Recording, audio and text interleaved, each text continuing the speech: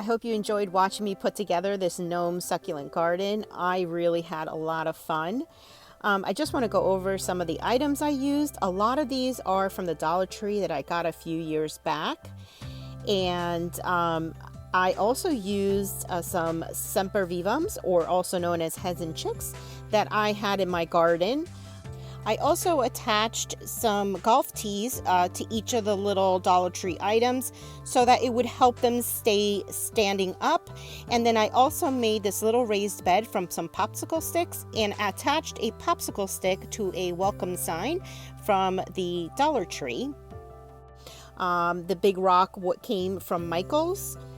And I am keeping this in the covered area outside so that it doesn't get too much rain and it doesn't get overwatered. The pebbles are from Amazon. That is a top dressing, and the sand is from the Dollar Tree.